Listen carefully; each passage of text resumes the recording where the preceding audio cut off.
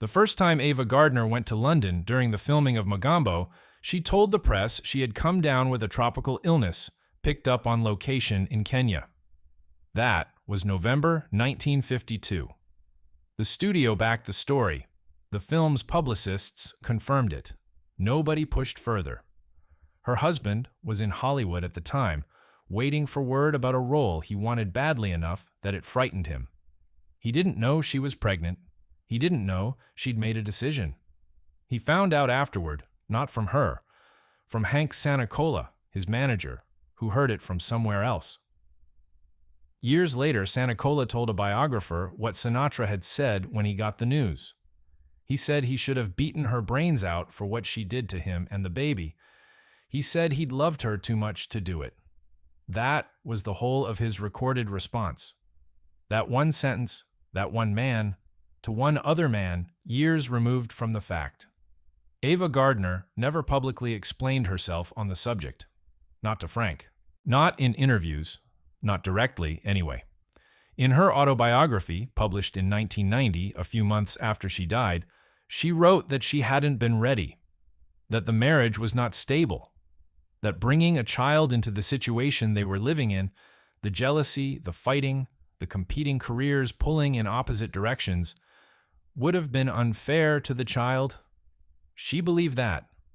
Whether she believed it entirely in the moment, or whether she arrived at that explanation later, is harder to say. The cinematographer on the film, Robert Surtees, told a different story to his biographer. His wife had gone to London with Ava. She had been the one in the room. And what she said Ava told her was this. She hated Frankie so much, she wanted that baby to go unborn. Both things can be true at the same time. This is not a story where the version that fits a tidy moral emerges from the archive. It is a story about two people who were, by almost all accounts, including their own, the defining love of each other's lives, and who could not survive each other, and who made choices in that difficulty that were sometimes quiet and sometimes catastrophic, and sometimes both at once. Ava Lavinia Gardner was born on Christmas Eve, 1922, in a community called Grabtown, 8 miles east of Smithfield in Johnston County, North Carolina. The name of the town came from the habit of people grabbing at the merchandise when peddlers came through on wagons. It was a farming community, tobacco, cotton, red clay, Baptist churches. Her father, Jonas, ran a sawmill and farmed land the family owned, and for a time they were, by local standards, comfortable. They had one of the larger houses in the area. There was no electricity. There was no indoor plumbing. Her mother, Molly, was superintendent of the Sunday school at Sardis Baptist Church, where the timber for the building had been donated by Jonas Gardner himself. Ava was the youngest of 7 children. By the time she was old enough to understand the concept of financial security, the family no longer had it. The Depression undid the sawmill and the farm both. Molly found work managing a teacherage, a boarding house for female school teachers who were required by the terms of their employment contracts to live communally. Jonas sharecropped and did odd jobs. The family moved from the farm to the teacherage community at Brogden. Then, when the Depression forced the school's closure, they moved again to Newport News, Virginia, where there were boarding house jobs for shipyard workers. In 1938, when Ava was 15, her father died of bronchitis. After that, the family moved back to North Carolina, to Rock Ridge, near Wilson. Molly took up management of another teacherage. Ava finished high school and enrolled in a secretarial program at Atlantic Christian College. She had no particular plan beyond that.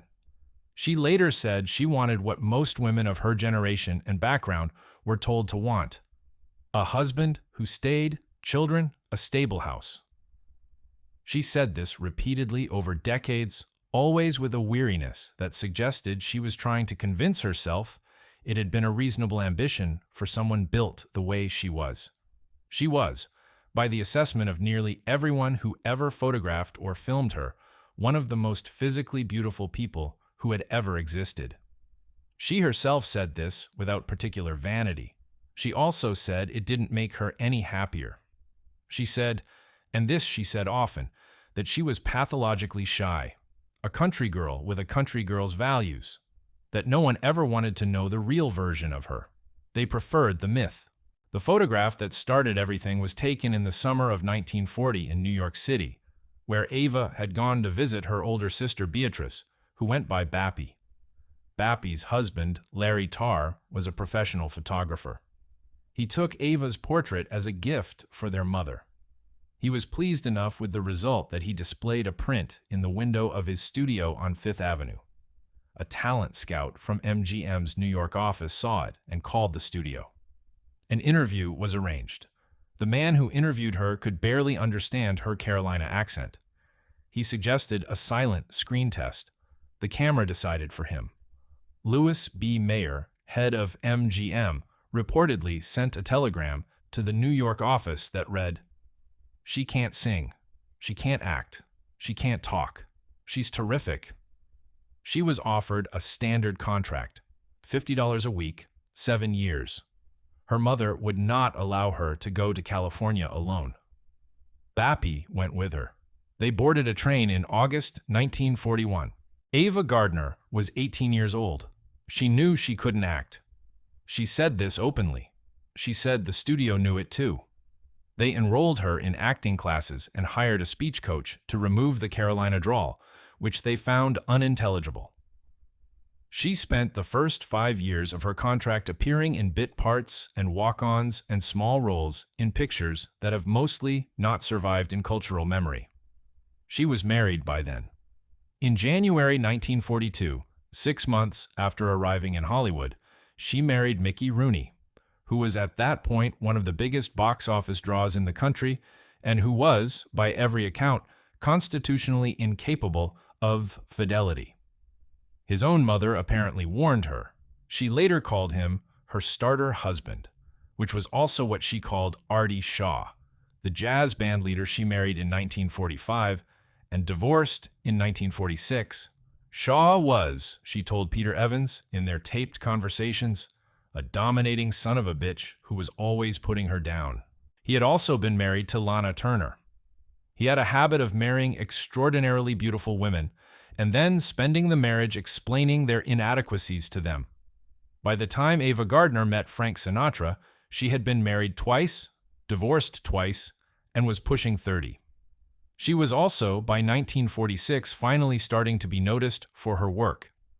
A film noir called The Killers put her on the map, not because she was simply decorative in it, which she was, but because she was actually frightening in it. Cold and magnetic and genuinely dangerous. Critics who had not previously paid attention, paid attention. The accounts of how she and Sinatra met vary by source. Most put it at a party, either in 1949 or 1950. By one account, they had met briefly at MGM as early as 1943, but nothing came of it. The encounter that mattered happened when they were both adults who had been around enough to know trouble when they saw it and who chose to walk toward it anyway. Sinatra was married. He had been married to Nancy Barbado since 1939. They had 3 children. Nancy was by all accounts decent and loyal and long-suffering, and Frank Sinatra, whatever else he was, and he was many things, was not a man who found contentment in a room without drama in it. He was also, in 1950, in serious professional trouble. He had been one of the most popular entertainers in America in the mid-40s. The Bobby Soxers had fainted at his concerts. His records had sold in vast numbers. By 1950, the records weren't selling. The fans had moved on or grown up. His film contract with MGM had been dropped. His radio show had ended. His voice had been straining from overuse, and there were concerns it might not recover. He was, as one biographer put it, a man who collected slights, and there were now many slights to collect. He was borrowing money. He was using Ava Gardner's charge accounts to buy her gifts. And yet, this is the part that can't be reduced to circumstance. What happened between Frank Sinatra and Ava Gardner was not solely a product of her timing or his desperation. Multiple people who knew them, including people whose job it was to watch famous people carefully, said that what existed between them was something that burned at a different temperature than ordinary desire.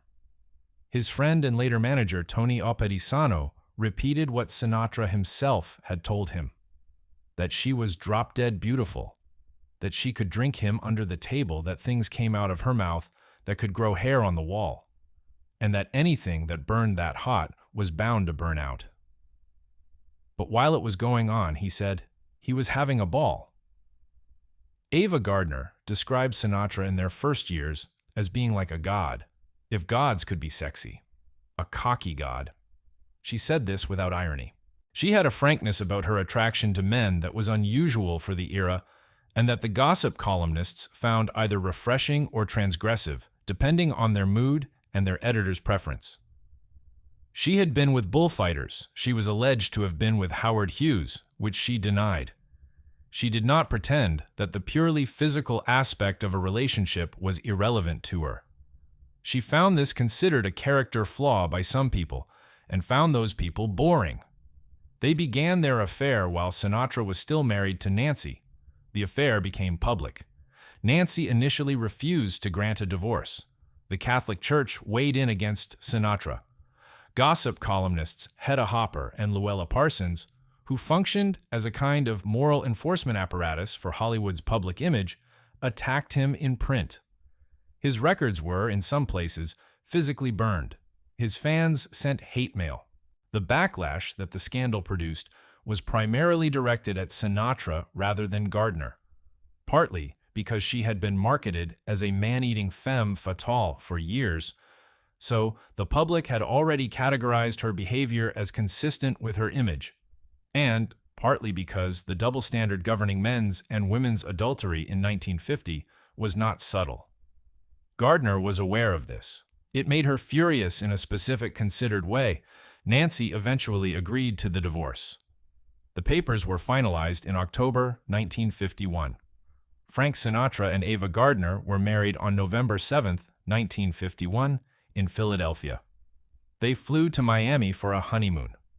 The marriage was, from its first weeks, what nearly everyone who observed it described using the same word, tumultuous. They fought publicly, spectacularly, and frequently. Sinatra threw things. Gardner threw things back. At one dinner, he allegedly threw a bag of water at Gardner and Lana Turner. In Palm Springs early in their relationship, the two of them had driven drunk to Indio, where Sinatra fired a gun at streetlights and Gardner shot out a hardware store window. The studio paid for their release from jail. This was not a couple that disagreed quietly and resolved things over breakfast.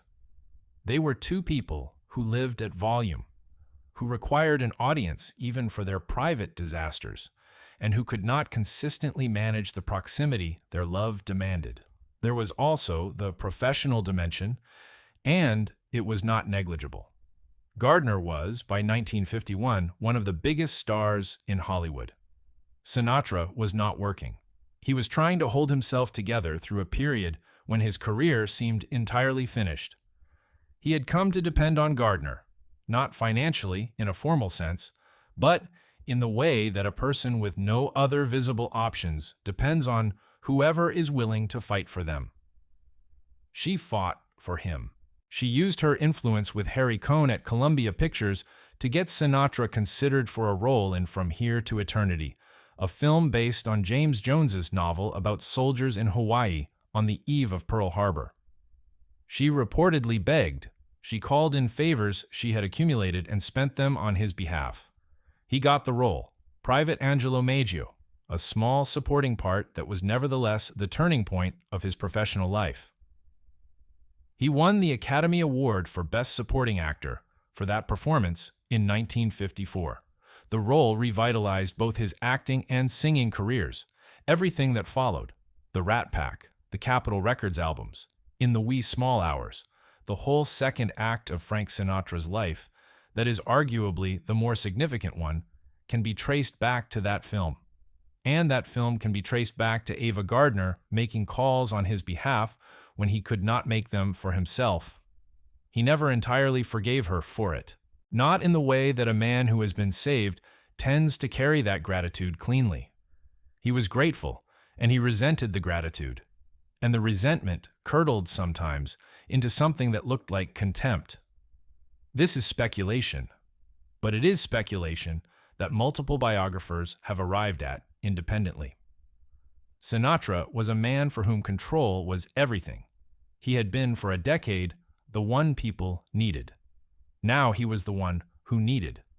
And the person he needed was a woman who was simultaneously the love of his life and his professional superior, and someone who made decisions he had no part in. In late 1952, Ava Gardner went to Africa to film Mogambo. John Ford was directing. Clark Gable and Grace Kelly were also in the cast. The shoot was, by standard Hollywood measures, extraordinarily difficult. They were in Kenya during the Mau Mau uprising. Armed guards had been hired to protect the production. 3 crew members were killed in road accidents during location work. The rain was constant. The roads were impassable.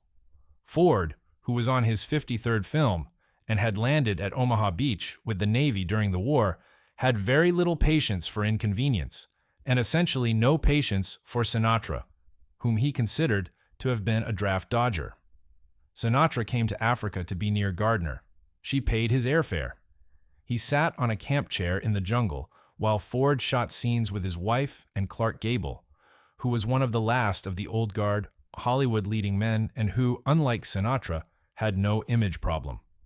Sinatra sent mocking telegrams to Harry Cohn under assumed names.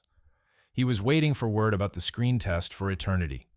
He was, in Gardner's own telling, good in the feathers, which was her way of saying that what worked between them in bed was not nothing. But he was also miserable.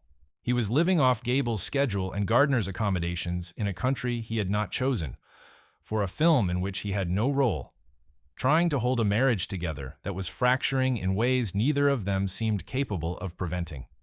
He went back to Hollywood before the shoot wrapped. Shortly after he left, Gardner discovered she was pregnant. What she did next has been described differently by different sources, and the differences matter.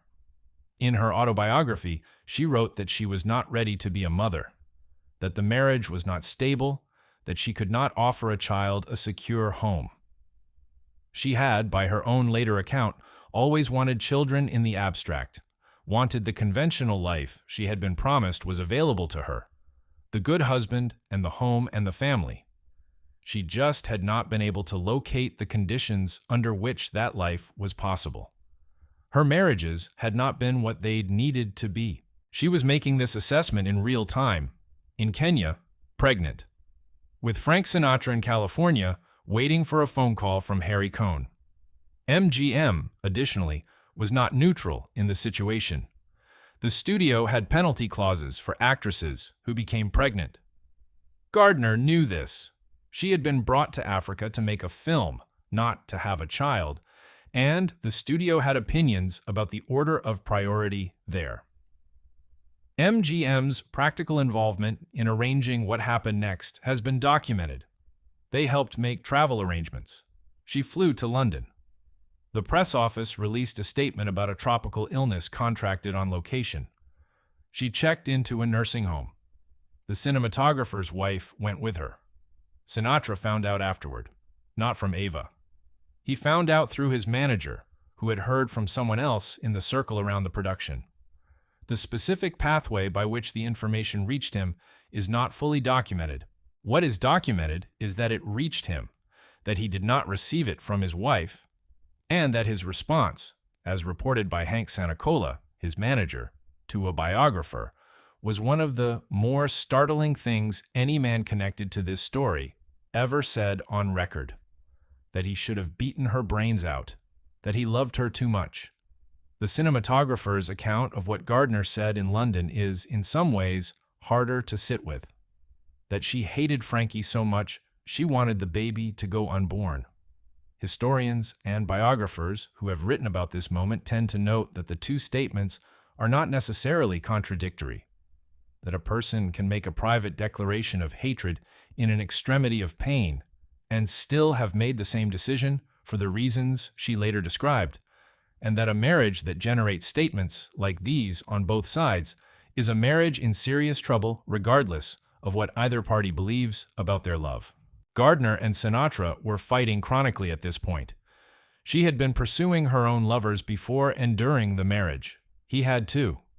They were people who loved each other ferociously and could not live together without generating wreckage. She came back from London. She finished the film. She received her only Academy Award nomination for the performance, Best Actress. She did not win, but the nomination acknowledged something that had previously been in dispute, that she could actually act. John Ford, who had not been warm to her during the shoot, later said her work in the film was genuine. The marriage continued for another year, fraying. In October 1953, they formally announced a separation. Gardner filed for divorce in June 1954. The divorce became final in 1957, 4 years after the separation. This lag was not unusual for Hollywood couples of the era. It reflected both the practical difficulties of divorce law and the persistent, irrational hope on one or both sides that something might change. Sinatra's hope did not die quickly. By most accounts, it did not die at all, not fully, not in the way that hope usually dies, by being replaced with something else. He kept a photograph of Gardner taped to the mirror of his dressing room for years after the divorce. He called her and asked if she would give him another chance. She sometimes said yes, and for 24 hours it would be like it had been, and then it wouldn't be. She described this pattern herself, without apparent bitterness, more with the exhausted recognition of two people who had found the limit of what they could do with what they had. He also, during the period following their separation, tried to kill himself, more than once by several accounts. The biographer James Kaplan told NPR that there were 3 occasions, possibly 4. A phone call, the apartment they had shared, a hotel room. Gardner, describing these episodes later, called them cries for help. She did not say this dismissively. She said it the way someone says something that has cost them to understand. She had been the person being called. She had been the person on the other end of the line when he said what he said. She had also been asleep in the same apartment. These were not abstract events for her. In 1953, Sinatra won the Academy Award. His recording career recovered, then surpassed anything it had been before. The albums he made for Capitol Records in the mid to late 1950s, the so-called concept albums, the saloon records, the ones organized around loss and late nights and the specific texture of loving someone you cannot hold on to, are considered by people who spend their professional lives thinking about American popular music to be among the finest things ever recorded in the idiom. In the wee small hours, songs for swingin' lovers, only the lonely, no one cares. You can map the emotional content of those records back to the marriage and the years immediately following it. Sinatra himself, when asked, did not always deny this. He was not a man who talked openly about his feelings in the way that later generations of artists were trained or pressured to. But he said enough. He said she was the love of his life. He said the same thing in slightly different words on multiple occasions, over multiple decades. He never not said it. Gardner settled in Spain in 1955, partly to escape the Hollywood machinery and partly to escape the American press. She lived in Madrid for the better part of a decade. She had affairs with bullfighters, with actors, with men whose names appeared in her diaries and in the accounts of friends.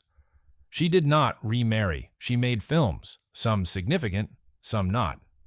She appeared with Gregory Peck in On the Beach, a film about the end of the world, which she found appropriate. She appeared in The Night of the Iguana with Richard Burton, which earned her a Golden Globe nomination. She kept working for 30 years after her marriage to Sinatra ended.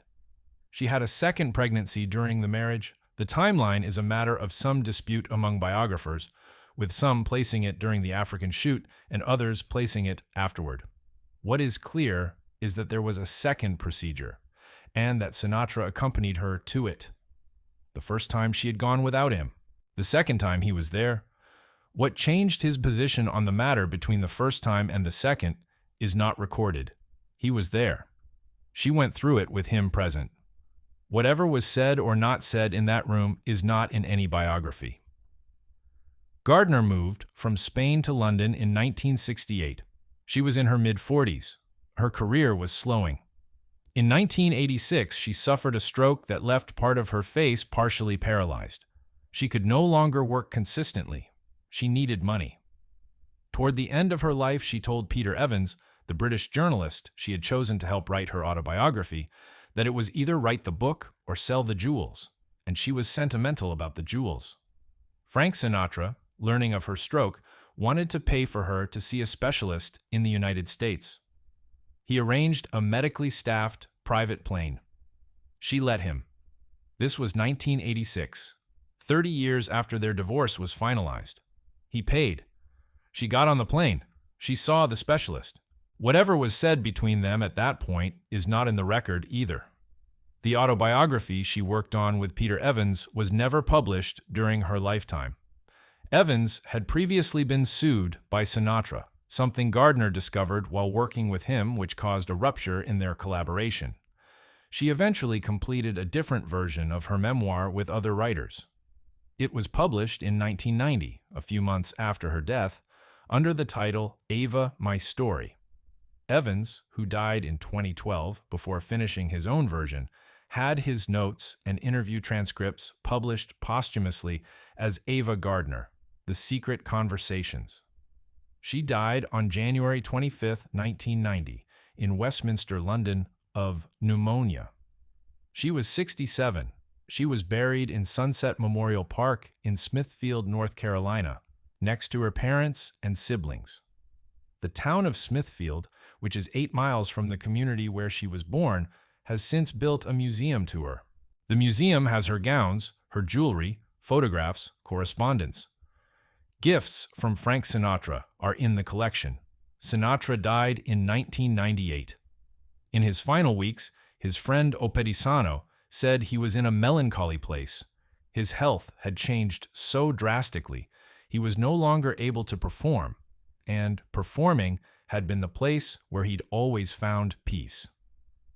He had been married twice after Gardner, to Mia Farrow, and then to Barbara Sinatra, who was with him at his death. He and Gardner had remained, in whatever oblique and impossible way the word can be made to apply to two people who had done what they'd done to each other friends. She called him the love of her life in her autobiography. He called her the same in conversation, in interviews, in the way men who have been very careful about what they reveal will sometimes let something through when the guard is down. They both knew this about each other and about themselves. It did not make anything easier. It might have made it harder. What she never told him, in the moment, in Africa in 1952, was that she was pregnant and what she intended to do. She made that decision alone.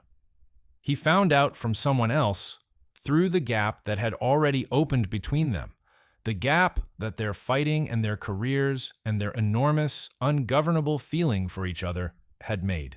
He responded the way he responded. She did not comment on his response publicly, at least not in any surviving record. She went back to work. She finished the film. She came home. There is a line in a letter she wrote to her sister Myra from the set of Mogambo in January 1953, one of the few personal documents from that period that has become publicly available. The letter has been reproduced in part in several accounts of the film and the marriage. It is written on set stationery. The handwriting tilts. She is describing the conditions of the shoot, the mud, the animals, the heat, the difficulty of the roads. She mentions Sinatra. She is trying to make her sister understand what the situation is without quite saying what the situation is. She is 30 years old, and she is in Kenya, and she is the most beautiful woman in the world, and she is alone. Whatever she decided for reasons that belonged to her, in a situation that was hers to navigate. The marriage did not survive it, but the marriage had already been failing before London, before Africa, before the pregnancy. The marriage had been failing from the beginning, in the specific way that marriages between two very large personalities sometimes fail. Not because the love was insufficient, but because the space between two people that love requires kept getting swallowed up by everything else they both were. He kept her photograph in his dressing room for years. She let him arrange the plane when she was sick. She was buried in North Carolina near where she was born, in the ground her father had once helped timber and work. He sang for the rest of his career songs about women you can't hold on to. Neither of them ever found a way to say precisely what they had been to each other that the other one was willing to correct.